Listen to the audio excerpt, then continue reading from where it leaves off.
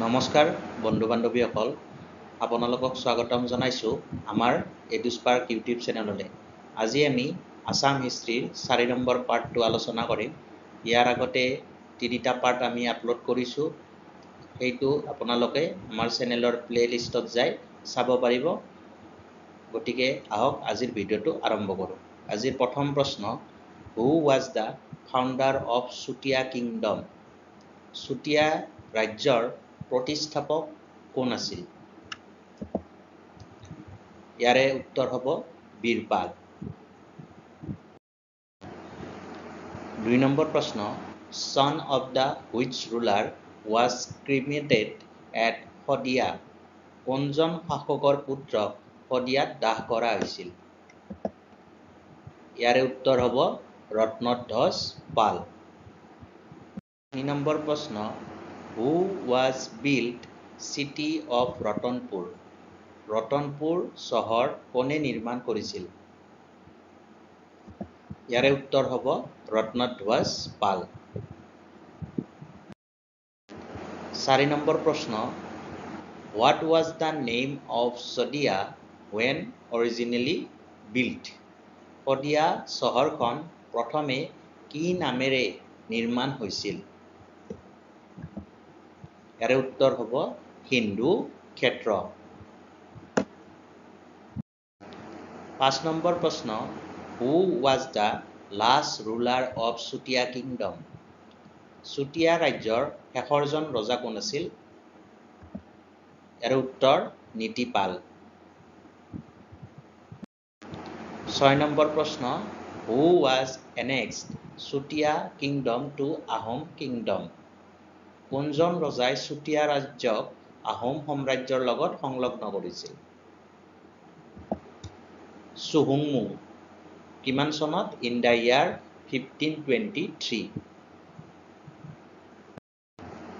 7 number প্ৰশ্ন, who was the সতী সাধনী কোন আছিল? উত্তৰ wife of নীতিপাল, নীতিপালৰ ঘৈণীয়েক আছিল। 8 নম্বৰ প্ৰশ্ন, কছাৰীজ claim their origin from which? কছাৰীসকলে নিজৰ আৰম্ভণি ক'ৰ পৰা হোৱা বুলি দাবী কৰে? ঘটোৎকচৰ বংশৰ পৰা কছাৰীসকলে নিজৰ আৰম্ভণি হোৱা বুলি দাবী কৰে।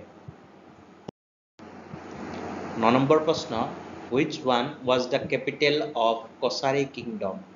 কছাৰীসকলৰ প্ৰথম ৰাজধানী কোনখন আছিল? ডিমাপুৰ, মাইবং and খাছপুৰ। 10 নম্বৰ প্ৰশ্ন, which Kachari king was the contemporary of Sukaphaa? কোনজন কছাৰী ৰজা চুকাফাৰ সমসাময়িক আছিল? বিচাৰ পাতিফা সমসাময়িক আছিল চুকাফা ৰজাৰ। যদি বন্ধু বান্ধৱীসকল ভিডিঅ'টো এতিয়ালৈকে চাইছে তেতিয়াহ'লে ভিডিঅ'টি লাইক কৰিব আৰু শ্বেয়াৰ কৰিব।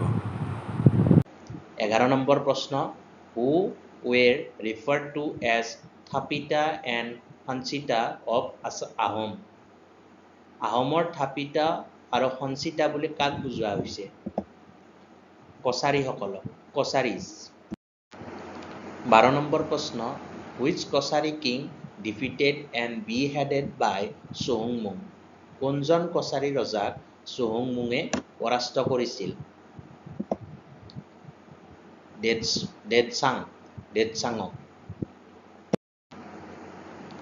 13 নম্বৰ প্ৰশ্ন, which Kachari ruler took the title আচি মাৰ্দান? কোনজন কছাৰী ৰজাই আচি মাৰ্দান উপাধি লৈছিল?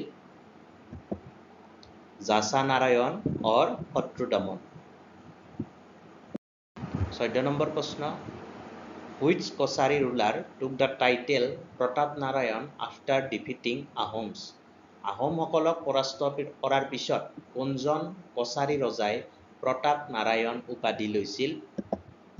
যাচা নাৰায়ণ or শত্ৰুদমন।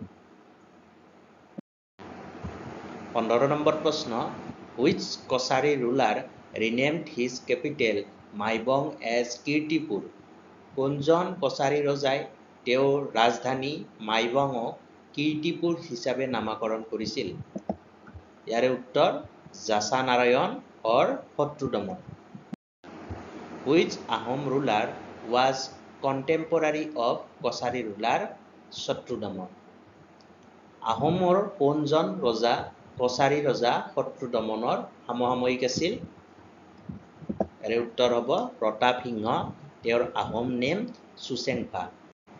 গতিকে বন্ধু বান্ধৱীসকল, আজি এইকেইটাই আছিল যিকেইটা পৰীক্ষাৰ কম্পিটিটিভ এক্সামৰ কাৰণে বহুত গুৰুত্বপূৰ্ণ হয় বা আগে পিছে আহি থাকে বা অহাৰ সম্ভাৱনা বেছি যিকেইটা, সেইকেইটা আপোনালোকৰ মাজলৈ লৈ আহিছিলোঁ।